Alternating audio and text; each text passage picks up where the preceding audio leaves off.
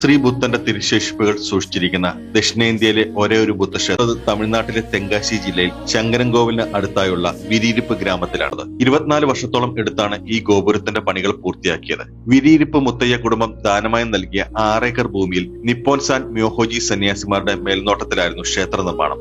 ഇതാണ് ഇവിടുത്തെ പ്രാർത്ഥനാ ഹാൾ. പുലർച്ചെ 4:30 മുതൽ രാവിലെ 6 മണി വരെയും വൈകുന്നേരം 4:30 മുതൽ 6 മണി വരെയുമാണ് ഇതിനുള്ളിൽ പ്രവേശനമുള്ളത്. ഈ സമയങ്ങളിൽ പോയാൽ പ്രാർത്ഥനകളിൽ സംബന്ധിക്കാൻ പറ്റും. അല്ലാത്ത സമയങ്ങളിലാണ് പോകുന്നതെങ്കിൽ പുറമെ നിന്ന് മാത്രമേ ഇതൊക്കെ കാണാൻ സാധിക്കുകയുള്ളൂ. പൂർണ്ണമായും കെട്ടിയടച്ച രീതിയിലാണ് 120 അടി ഉയരമുള്ള ഈ മന്ദിരത്തിന്റെ നിർമ്മാണം. ഇതിന്റെ ഉള്ളിൽ ജപ്പാനിൽ നിന്ന് കൊണ്ടുവന്ന ബുദ്ധദേവന്റെ ചിതാഭസ്മം അടങ്ങിയ പേടകം ഉണ്ടെന്നാണ് പറയപ്പെടുന്നത്. മന്ദിരത്തിന്റെ 4 ദിശകളിൽ ബുദ്ധദേവന്റെ വിവിധ ഭാവങ്ങളിലുള്ള 4 കൽപ്രതിമകൾ സ്ഥാപിച്ചിട്ടുണ്ട്. മുകളിലത്തെ മന്ദിരത്തിന്റെ ഒരു ചെറിയ മാതൃക ഇവിടെയുമുണ്ട്. ബോധിമരം അഥവാ ആൽമരത്തിന്റെ കീഴിലായുള്ള ഈ ബുദ്ധപ്രതിമ ഇരിക്കുന്ന ഈ ഒരു ഭാഗം വളരെ പവിത്രമായാണ് സംരക്ഷിച്ചു പോരുന്നതാണ്. തെങ്കാശി ടൗണിൽ നിന്ന് 42 കിലോമീറ്ററാണ് ഇങ്ങോട്ടേക്കുള്ള ദൂരം.